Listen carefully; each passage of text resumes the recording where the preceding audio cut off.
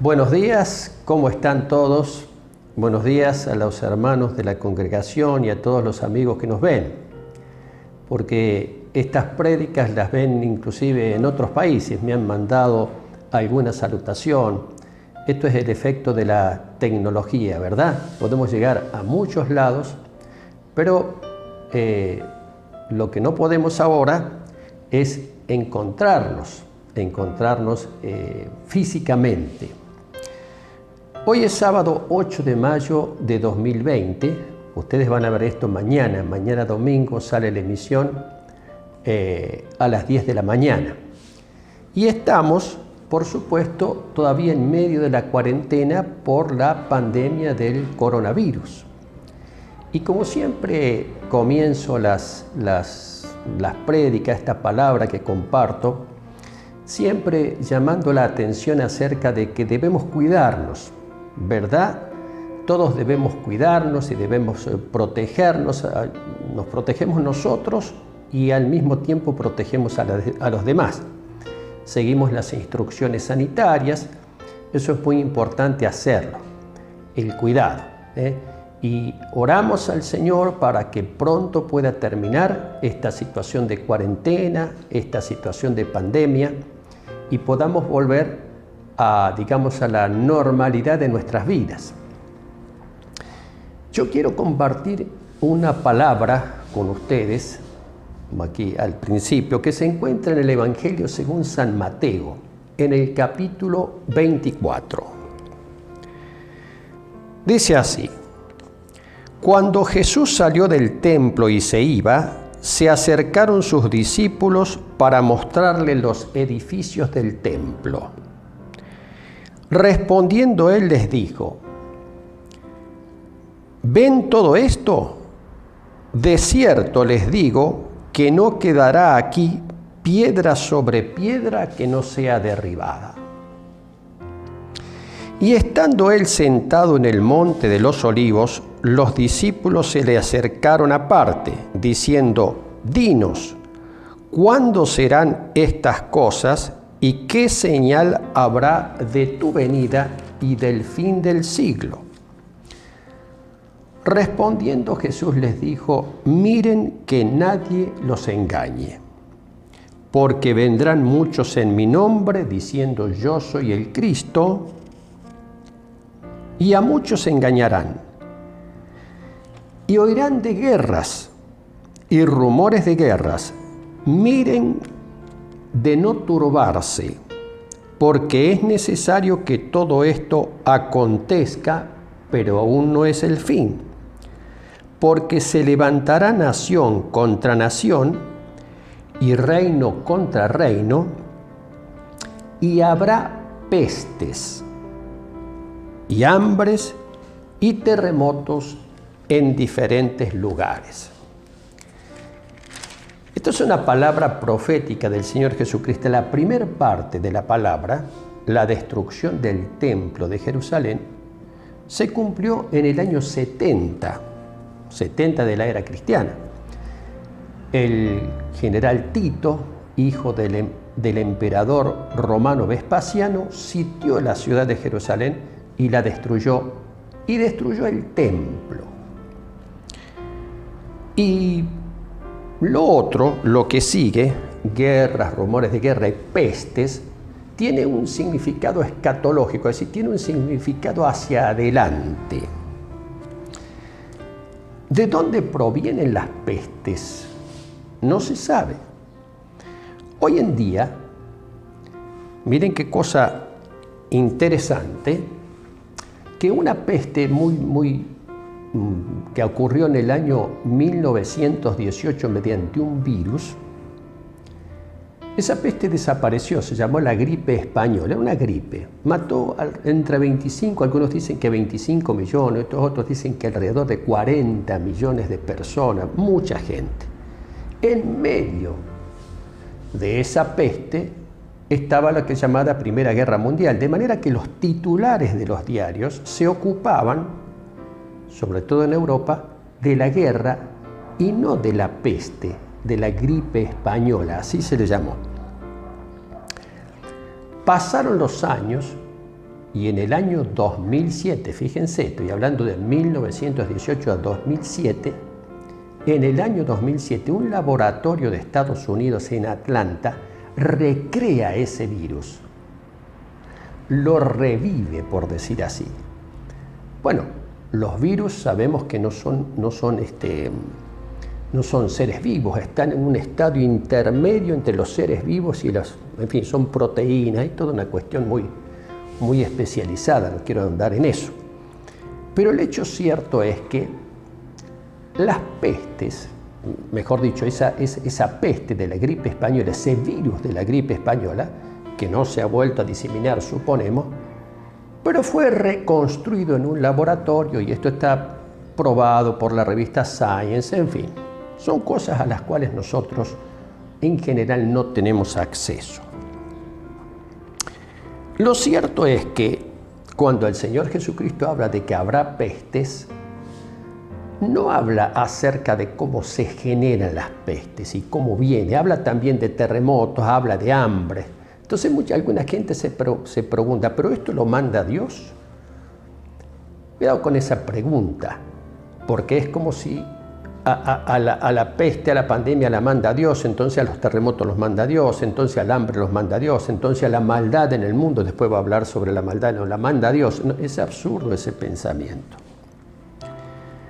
Lo que sí es que cuando eso ocurre, afecta a todos y en este caso ha afectado prácticamente a la humanidad entera en mayor o menor medida. No solamente una afección de tipo médica o de tipo sanitaria, sino que ha afectado en muchos aspectos la vida de las personas y el funcionamiento del mundo. Yo quiero reflexionar acerca de algunas cositas y compartir con ustedes estas reflexiones. Hoy tenemos el tema del coronavirus en primera plana y ha desplazado otros temas muy importantes, inclusive el tema de salud, el mismo tema de salud ha sido desplazado por el coronavirus, porque la salud no implica solamente no contagiarse de coronavirus. Hay una cantidad de dolencias y enfermedades que la gente necesita tratar. Enfermedades cardíacas, enfermedades renales, en fin, enfermedades óseas, inclusive una gran cantidad o enfermedades en la piel o afecciones en la vista. Una gran cantidad de dolencias que la gente necesita tratarse. Además de esto, todos los que sigan todas las dolencias o todas las patologías psicológicas o psiquiátricas, todo eso existe. Y una cosa que quiero decir es que tenemos que cuidar la salud. Vaya, no solamente tenemos que cuidarnos del coronavirus, sino que este es un tiempo muy importante para cuidar de nuestra salud. Lo voy a decir de otra manera. Es una muy mala época para enfermarse. Es una muy mala época para tener un problema hepático porque la atención en los centros hospitalarios está bastante restringida por causa del coronavirus. Muy poca gente va. Y si tenés que ir a un hospital o a una clínica porque tenés un problema hepático, hay toda una serie de protocolos y tratamientos, por eso mucha gente no va o no puede ir. Entonces es muy importante cuidarse la salud. Cada uno de nosotros tiene que cuidar la salud, aquellos que tienen hipertensión o diabetes, todo ese tipo de cosas. Es muy importante que cuidemos nuestra salud. Aparte del tema de coronavirus, que parece que lo ha inundado todo. Otra cosa que quiero hablar es acerca del cuidado de los niños. Miren, los niños son frágiles, los niños sienten temor, hay que protegerlos. Cuando yo era niño, en el año 1956, fue la epidemia de poliomielitis aquí en la Argentina. Antes de las vacunas, todavía no habían llegado las vacunas a la Argentina. Entonces, ¿qué hacía la gente? Lavaba todo con lavandina y a los chicos, a los niños, nos colgaban una bolsita acá del cuello y adentro de la bolsita, una bolsita de tela, había una pastilla de alcanfor. El alcanfor es un desinfectante. Se suponía que eso daba una cierta protección. Después se descubre, o ya se sabía, digamos, de que eso no daba absolutamente ninguna protección contra la poliomielitis. Pero andábamos todos los chicos con la bolsita de alcanfor. Pero yo recuerdo, además, que los chicos teníamos miedo de enfermarnos. Un chico de no sé cuánto, 4 o 5 años, no me acuerdo qué edad tenía, enfermó de poliomielitis que yo conocía y lo llevaron a Río Cuarto, bueno, y finalmente falleció el chico. Algunos chicos no fallecían, pero quedaban con problemas, en fin. Y había temor, los chicos teníamos miedo y andábamos con la bolsita de alcanfor. Cuidemos a los chicos. Cuidemos a los chicos y no los llenemos de coronavirus. Es importante no contagiarse de coronavirus y es importante de no contagiarse mentalmente de coronavirus, porque casi todos estamos infectados de coronavirus en la mente. No digo en el cerebro, digo en la mente, en el pensamiento. Digo que nos han infectado en la mente el coronavirus y nuestra vida habitual se ha desvanecido y está girando alrededor de eso. No vemos los titulares de los diarios. Los titulares de los diarios al primera plana cobran tantas muertes, es decir, hay cantidad de gente que sigue muriendo por otras causas. Se tienen en cuenta solamente las causas de muerte por coronavirus. Es decir, hay toda una infección generalizada en la sociedad sobre el coronavirus, en la mentalidad de la gente, en la psiquis. Hay una catarata de información y propaganda que intenta que estemos centrados, que nuestra vida esté centrada en este problema. Lo cierto es que nuestra vida habitual se ha mutado, se ha trastocado. Necesitamos desintoxicarnos del coronavirus para prepararnos para los desafíos que vienen o lo que está viniendo. Se están produciendo a nivel mundial y a nivel local tremendas consecuencias a causa de los efectos de esta pandemia. Desocupación, pérdida laboral, cierre de fábricas, cierre del comercio, es decir, la economía que se decae y la gente que se decae, la gente que decae su ánimo por esto y hay una incertidumbre sobre qué va a pasar después de esto. Casi todos opinan que después de esto, de esta pandemia de coronavirus, el mundo ya no será igual. Esto no va a significar que todo va a cambiar, porque algunas cosas no van a cambiar, algunas cosas van a quedar igual que antes. La pregunta relevante es, ¿el mundo cambiará para bien o para mal? Las cosas que no cambiarán serán las buenas o las malas. Lo que va a quedar va a ser lo bueno, va a ser lo malo, va a ser una mezcla. Es cierto que muchas cosas van a cambiar, pero también es cierto que algunas cosas no van a cambiar. Algunas cosas sería necesario que cambiaran, pero no hay pruebas, no hay muestras, no hay indicios de que eso vaya a cambiar. ¿Cambiaremos en una dirección favorable o desfavorable, buena o mala? Por ejemplo, ¿habrá más justicia o habrá más injusticia en general en el mundo? ¿Habrá más igualdad o habrá más desigualdad. ¿Qué quiere decir igualdad? Igualdad de oportunidades, igualdad de posibilidades. ¿Habrá más libertad después de esto o habrá más restricciones a la libertad y más opresión? Es una pregunta que se hacen muchos y vale la pena hacérsela. ¿La verdad se propagará o proliferará la mentira, el engaño, el ocultamiento de los datos importantes? ¿Habrá mayor integración o habrá mayor exclusión? ¿Habrá mayor integración, habrá más marginalidad? ¿Se respetarán las individualidades o se impondrá una masificación?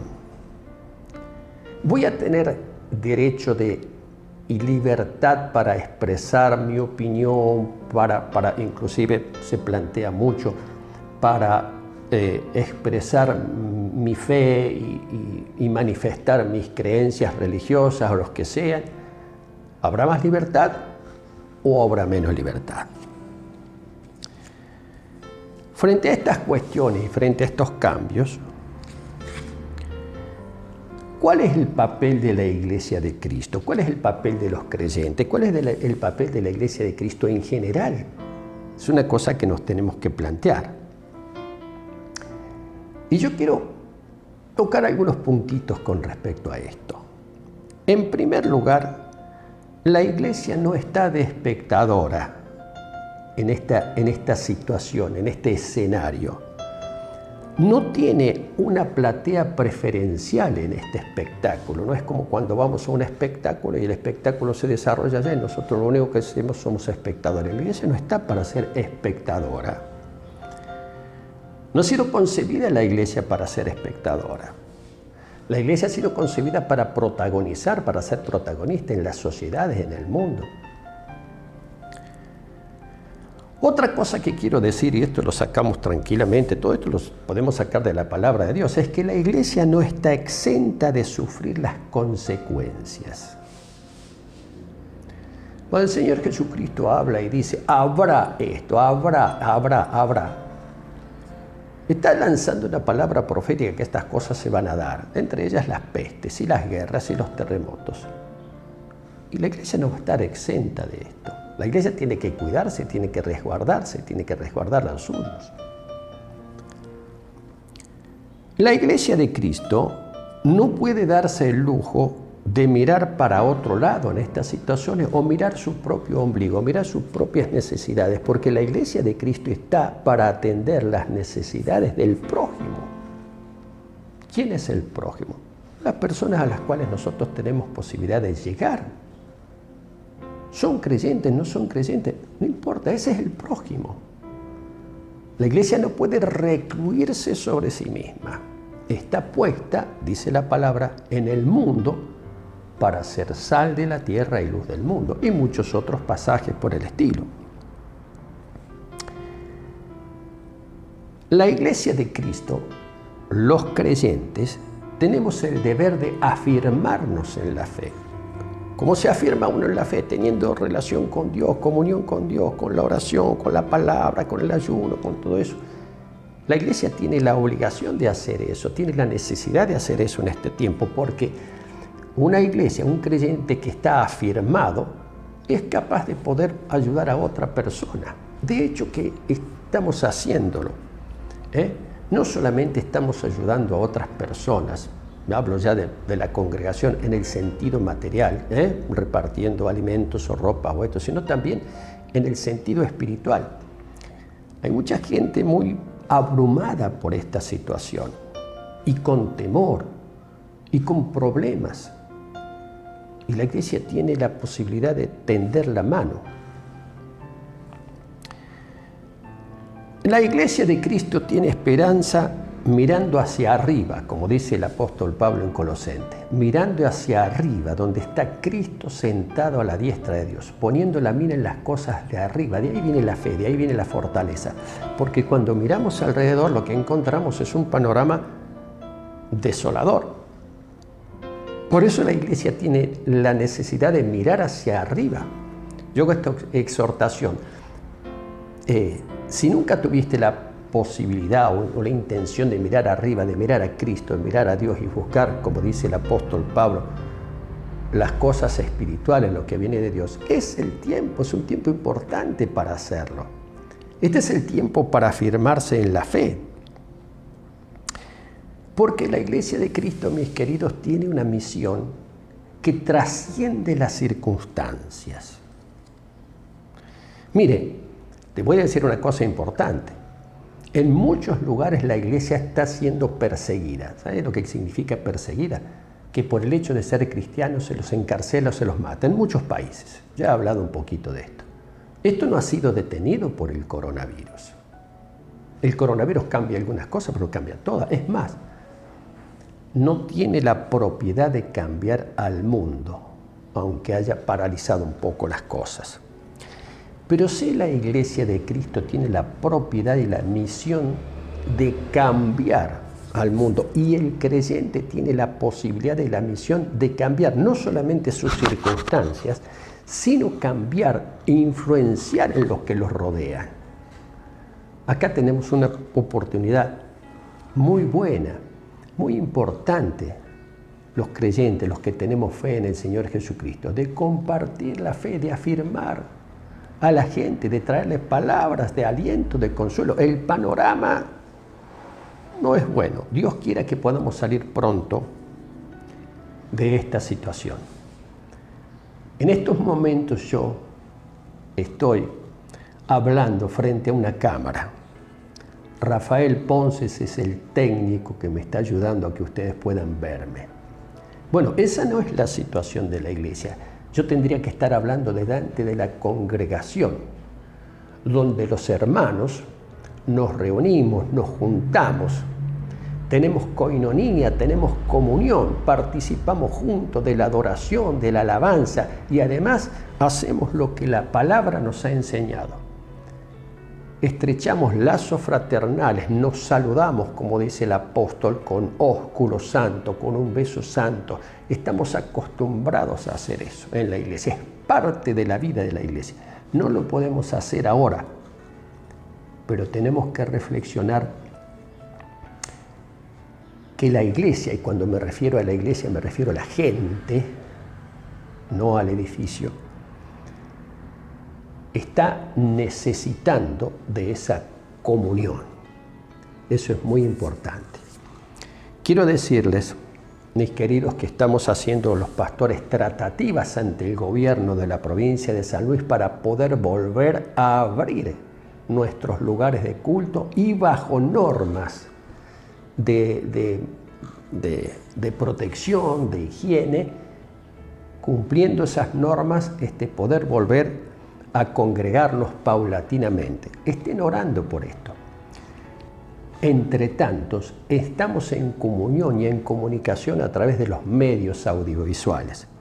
En nuestra congregación se han establecido una buena cantidad de células virtuales. Nunca habíamos tenido eso, células virtuales. Los hermanos se reúnen alrededor de la palabra, conectados virtualmente mediante sistemas que todo el mundo conoce, para tener esa comunión y esa fraternidad que es propia de la Iglesia de Cristo y al mismo tiempo poder llegar a otros. Es cierto, mis queridos, las pestes están contempladas proféticamente en la palabra. El mismo Señor Jesucristo lo dijo, ocurrirán. Pero también es cierto que el Señor Jesucristo le ha dado a los suyos la posibilidad y la autoridad y la fortaleza para sobreponerse a todas estas cuestiones, a todas estas dolencias, a todas estas situaciones y levantar en alto el nombre de Cristo.